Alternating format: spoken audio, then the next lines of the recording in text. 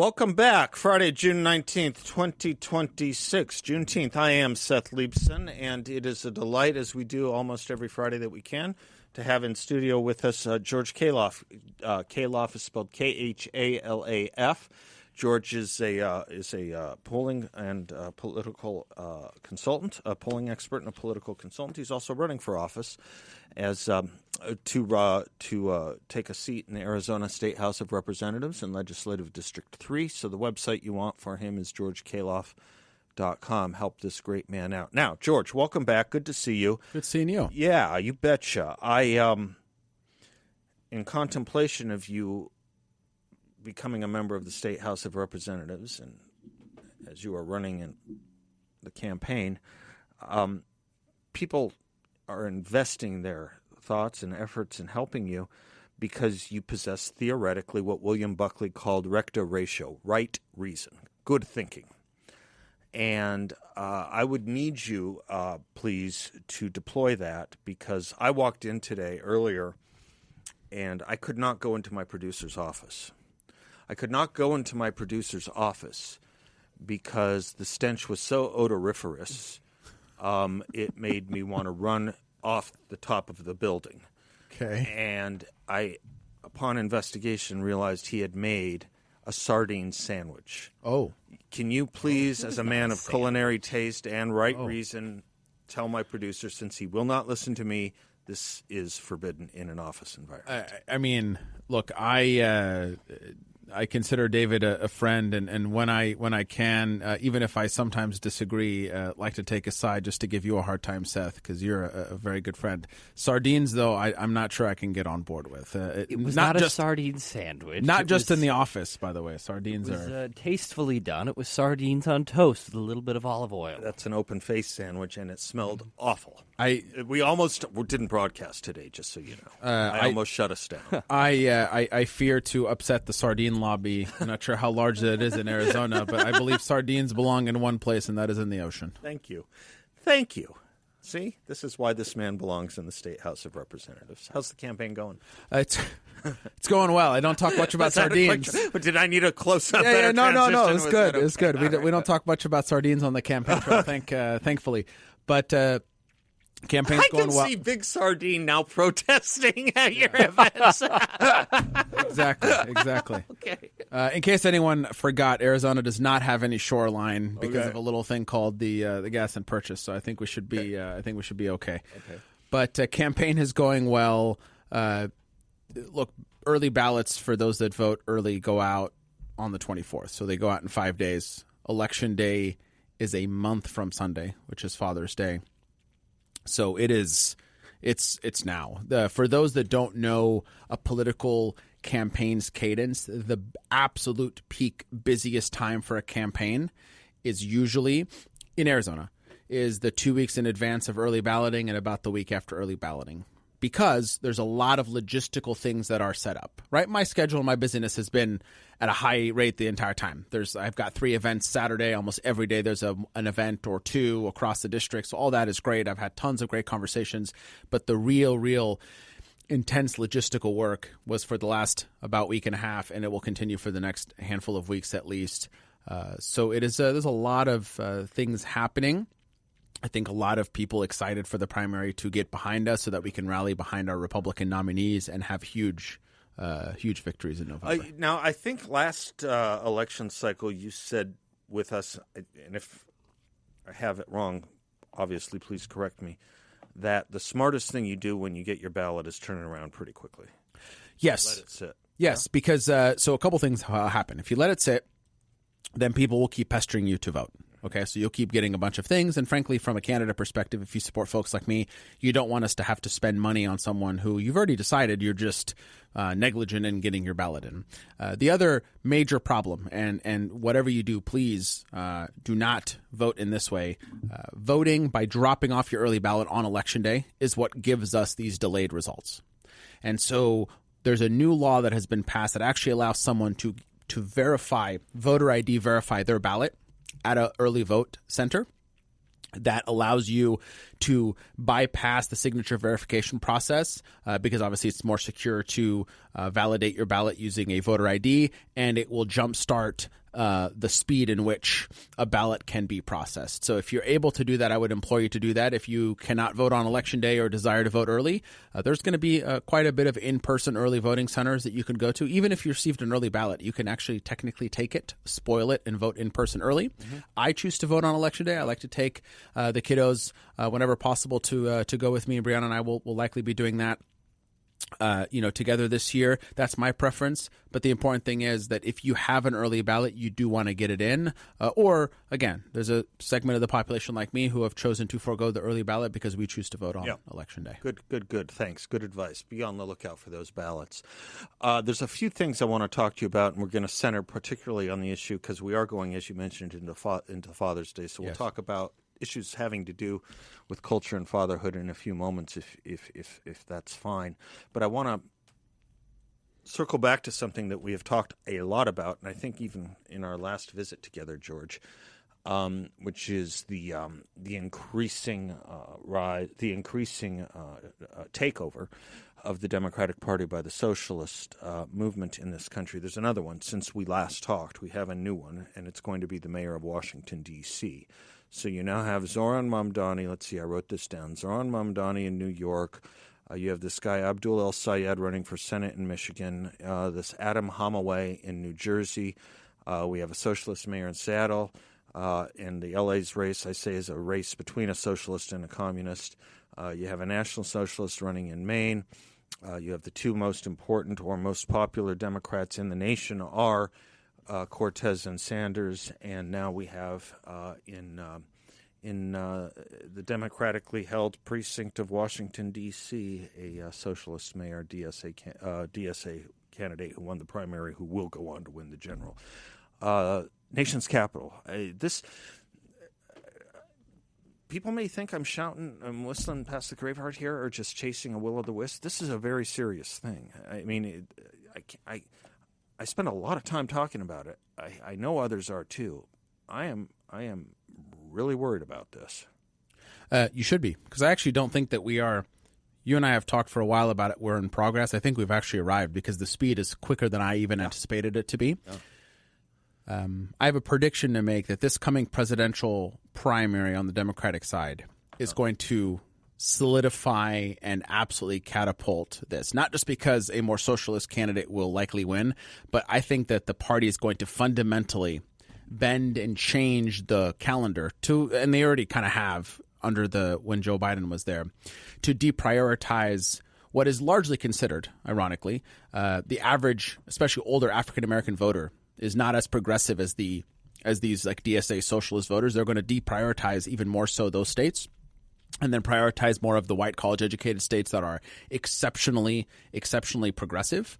And I think it's going to fundamentally change the trajectory of the Democratic Party, and it's going to be cemented in stone in this presidential election, because I think the warning signs from Carville and Third Way and others that have told the party to moderate on certain issues, I think not only are they going to be ignored, I think the party is going to end up doing the exact opposite of that. Yeah, I think that's right. There was a story, I think in 2024, middle of 2024, a series of stories about some kind of moderate Democrat big-time donors, the big donors to the DNC who were holding off. And one of them was a Pritzker, not JB, but one of them had the Pritzker name. I think his sister. Yeah, I think it was you remember the story. Yeah. And they were just saying, we're not sure whether we want to invest in this party right now because we're not sure which way it's going. And so my question is, will it actually be a fight? I don't know. Eliana Johnson over at the Free Beacon was saying this party is encrusting itself as the party of anti-capitalism, socialism, and anti-Semitism, all bound up in its own kind of in its own twine. And I don't know what's standing against it in the party or who. I don't think anything is, because I think the average donor is going to have to acquiesce, because there's not a lot of options. Right. The vast majority of candidates are this way. Even people that have never elicited primary challenges, like here locally in Arizona in District 4 against Greg Stanton, you've got Kai Newkirk, who is very much a progressive socialist. Even if Kai only gets 25, 30, 35%, that is a significant challenge to a sitting incumbent who is, all things equal, very progressive, but would not be considered DSA. Yeah. And that's just one little example. So there's nothing standing in the way. I'm not so sure that the voting record of Greg Stanton is even really going to be that different from the voting record of AOC at the end. Oh no, 100%. It's not about that. It's taking it. We can get more into it on the other side of the break. Okay, we'll do that when we come right back. George Khalaf is my guest, coming to you from the YRefi.com studios. We'll be right back. Coming to you from the YRefi.com studios, it's a delight to have George Khalaf in studio with me, georgekhalaf.com, Khalaf. Help him, please, in his race for the State House of Representatives and Legislative District 3. You wanted to make a point, George. Yes. Yeah, go ahead. So you said that the party is becoming anti-capitalist. I don't disagree. That happened 15, 20 years ago. We're in actually a far more dangerous place. The Democratic Party, under the influence and now complete takeover of the DSA, and to me, the amalgamation of socialism / communism and Islamism, is anti-institutional, meaning the institution of the family and parents dismantled by culture, dismantled by Hollywood, dismantled by pop culture. The institution of business and the economy dismantled. The institution of the church dismantled. The institution of, we talk, you and I, a lot about linguistics and language and religion, anything and everything that stands in the way of placing the person as the supreme being in that person's life is being torn apart, and they are using different words to come after people like you and I, and I should dare to say the vast majority of Americans, and they're calling us crazy, right? Because they want to flip it on its head. And so that's the danger in it, because you see it on social media, you see what their leaders are talking about. They take seemingly mundane, common sense things and they make them egregious. And they do it on purpose because they are always looking to push the envelope. And that is the power that the progressive left brings. And finally, the conservatives, we are fighting fire with fire, meaning that we don't push the envelope in those ways. What we push the envelope for is to take our country back to a place of truth, back to a place centered around God and Judeo-Christian values.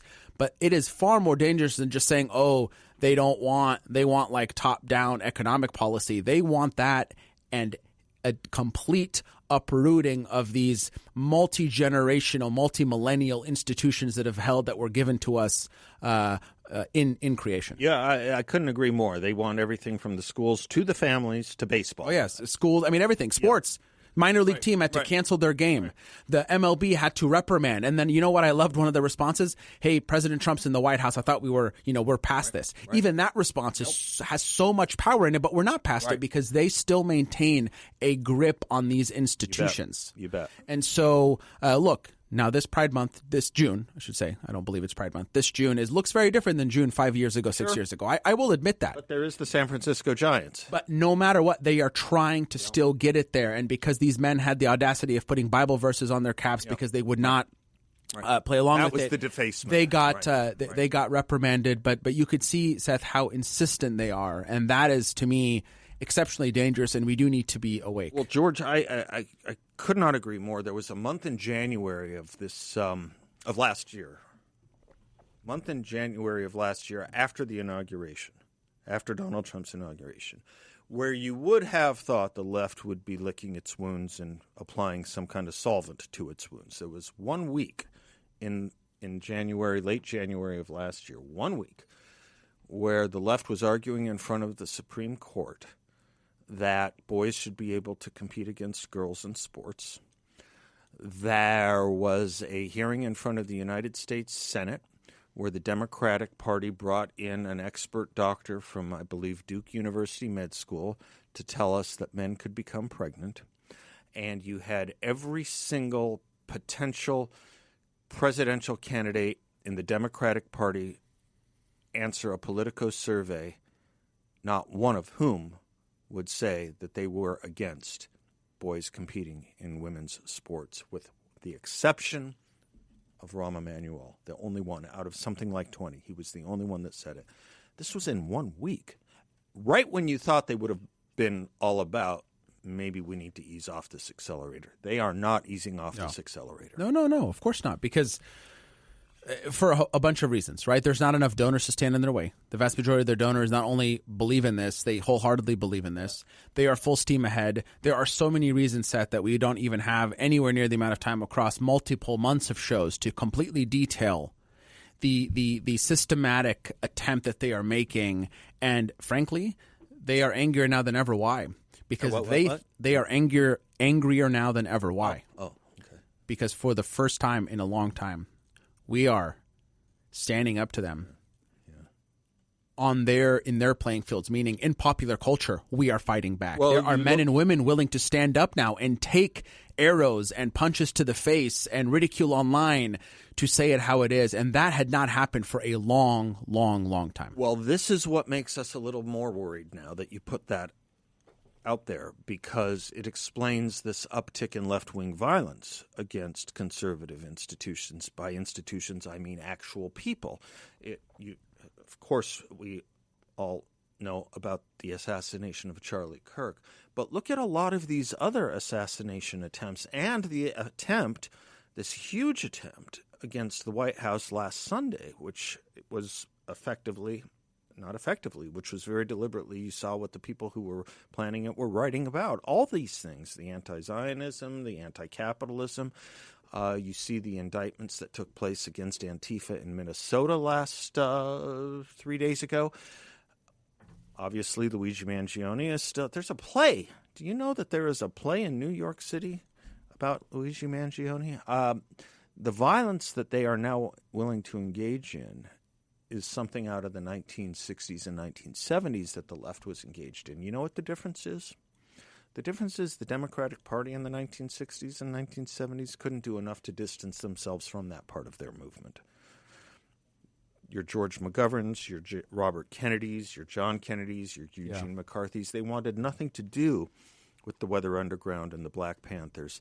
And in fact, if you think about it, the left in 1968, their greatest enemy was a Democratic mayor, the Chicago Mayor Daley.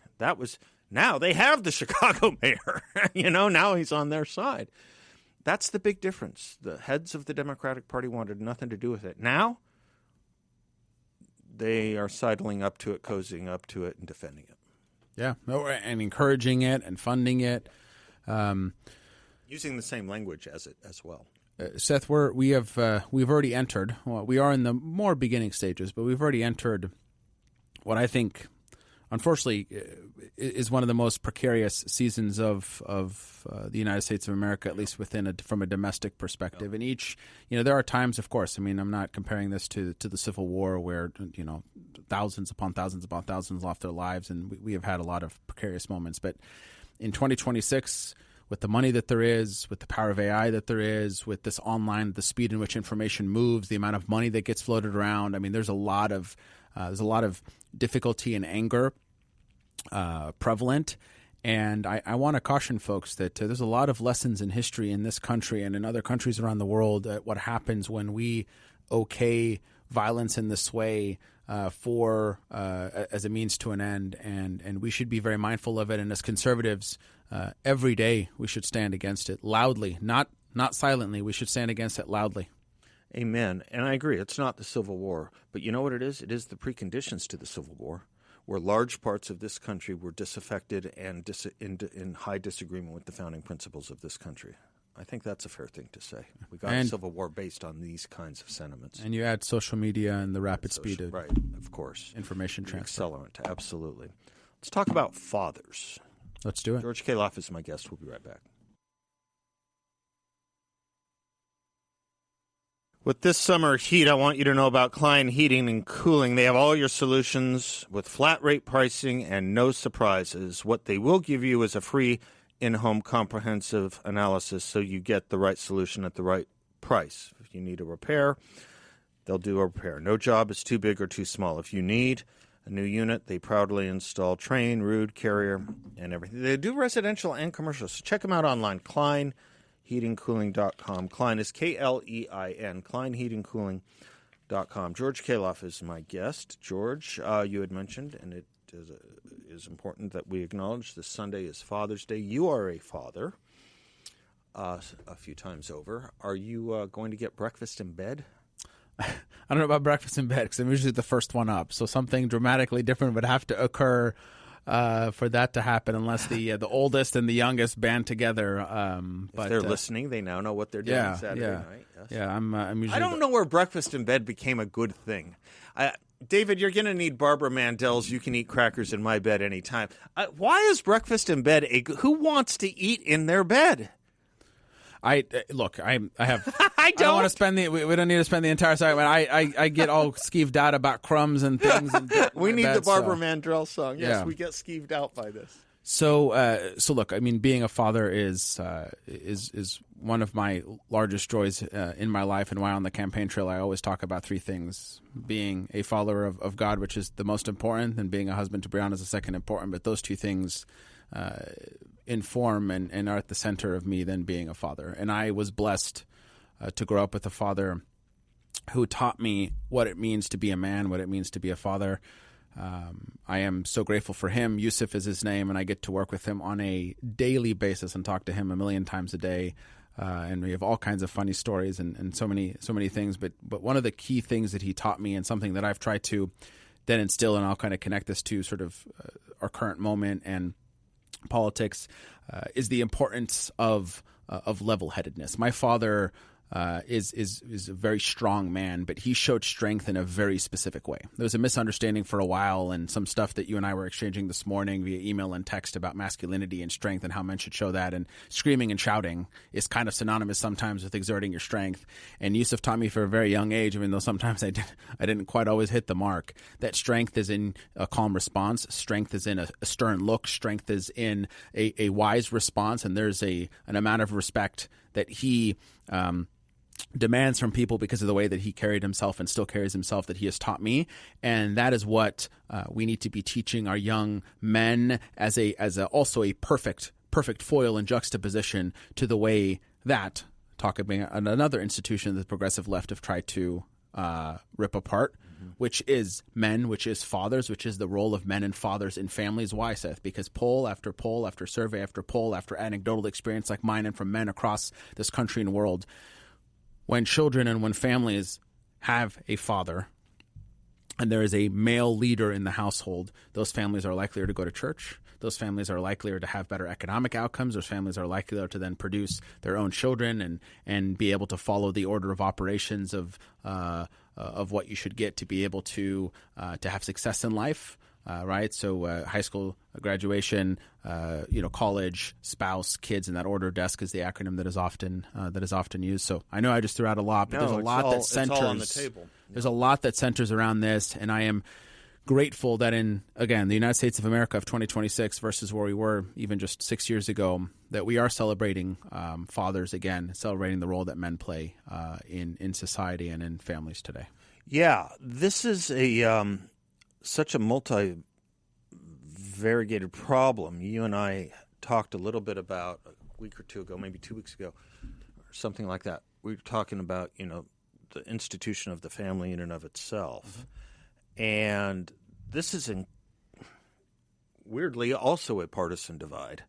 You sent me I think I still have it here. You sent me a poll, an interesting poll, one of many we could look at. Liberal teens losing interest in parenthood. 90% of conservative teens want children. 67% of liberals do. That's a big divide. It's a huge divide. Yeah, it's a huge What divide. happens over multiple generations, there's just... It's fallen, by the way. This is a 5-year fall. The numbers were pretty close together until about 5 years ago.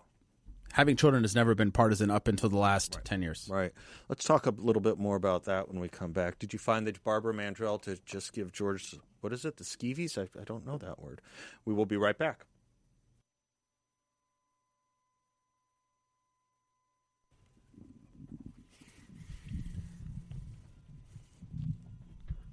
Welcome back to the Seth Leibsohn Show, coming to you from the YRefi.com studios. George Khalaf is my guest. Father's Day, we should be in mind of this. It's a funny thing that this has become a divide. This has become a political issue. It was always a sociological issue. It is interesting that it's become a political issue, but you put your finger on it a couple segments ago, George, when you were talking about the Marxist efforts here to destroy institutions, normalizing institutions, stabilizing institutions. When the Black Lives Matter movement commenced in earnest again in 2020, they put out an education curriculum, and you may recall one of the planks was the abolition of the Western family. It's like, well, where did this come from? Well, for those of us that know Marx, we know exactly where it came from. It's in Chapter 2 of the Communist Manifesto, where Marx says, as part of the Communist Revolution, we are going to have to dissolve the notion of the westernized notion of the family. This is very clear that this is part of the leftist effort. Now, the unfortunate thing is this seems to have been seeping through osmotically to the young who are polled in these things that say increasingly on the left, they're not interested in marriage. They're not interested in parenthood. So we know this is going on somewhere more than just in the BLM curriculum, which I gather is attenuated because it doesn't need to be there. It's already there. They don't need it. It's already pretty much there. But you remove the father, and a lot of structures go away. You were mentioning this Wall Street Journal piece. Yeah, I mean, look, why there's a perfect confluence of things that are happening. There's a group of younger folks that feel that children hold them back, and so they don't want to have children for that reason. That they want to be able to be, what's called DINKs, dual income, no kids, because that's been no kids. Double income, no kids, that's been romanticized online. Then there's another segment, and that gets more to the heart of what we're talking about here in terms of this socialist political intersection of people that think America's so bad and this world is so foregone that if we bring children into this world, we'd be committing a crime and a sin. It's selfish. And that, to me, I mean, both of them are ridiculous, but the second one's maybe the most ridiculous. And then, of course, it would be natural that there become a partisan divide. Why? Because if you're a conservative, you're likely to be a Christian. You're likely to be a person of faith. You obviously don't have that viewpoint of the world because you already understand inherently that men are fallen and this is momentary and that God reigns supreme. So you already take care of that.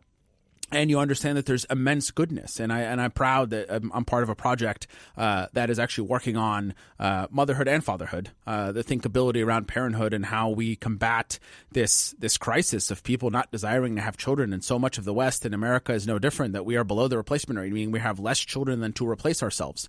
And so that is a huge deal. And then specifically connected to Father Seth, so much studies coming out of the Institute for Family Studies, and if you have not looked them up, please do so. Brad Wilcox, great research. Run by a gentleman named Brad Wilcox, as you mentioned, and I started following him when he was still at Baylor, and he's been a couple places since then. He's clear, too. I love how clear he is. He has charts, and especially follow him on X or on social media. He puts out consistent data that is digestible, that is very clear to show that fathers are a key part of a family unit.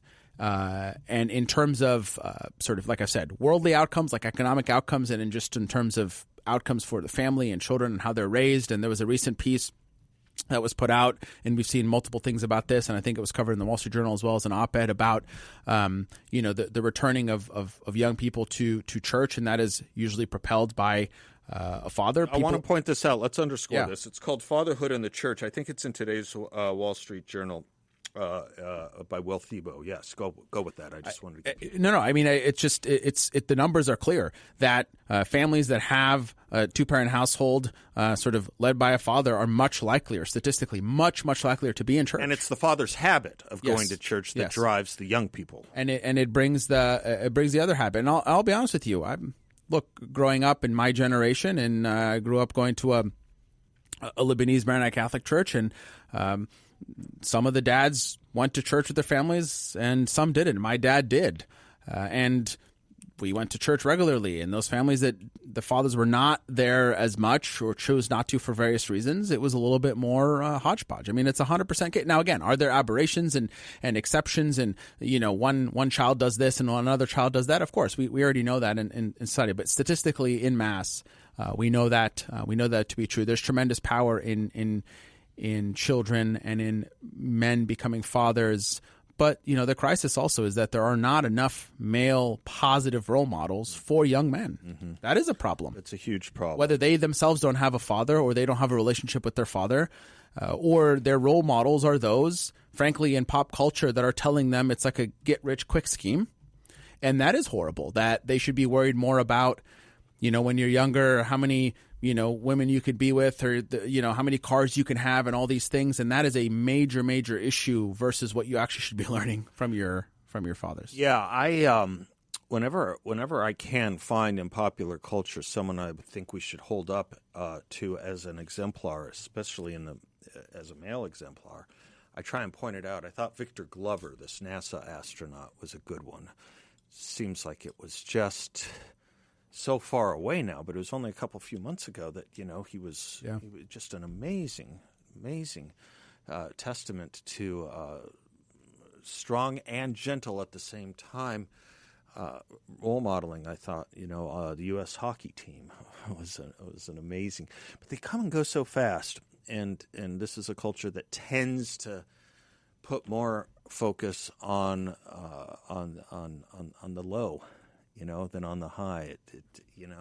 This is a culture that talked about for way too long toxic masculinity and shamed boys for being boys. Yeah. And cowboys became a pejorative in the mouth of so much of the left. There was just remembering, you're a bit younger than me, so you won't have the memory that I have, but maybe through your research you've seen it.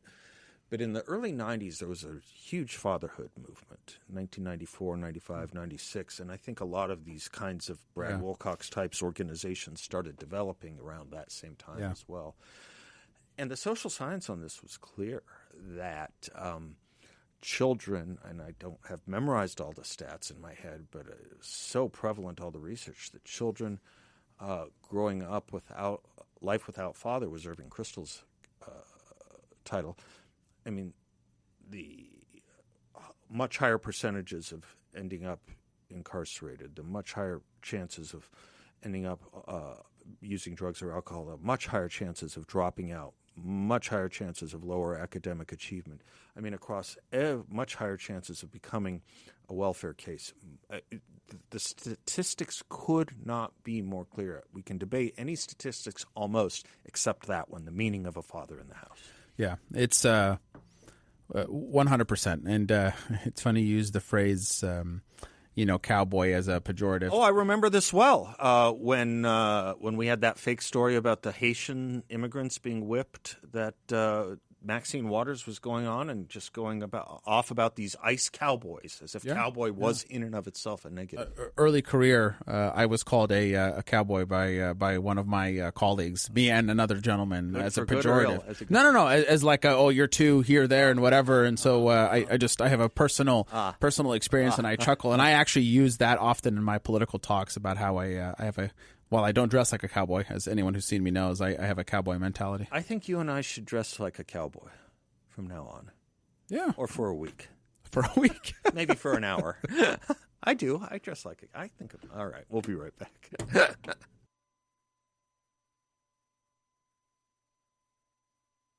Welcome back to the Seth Leibsohn Show.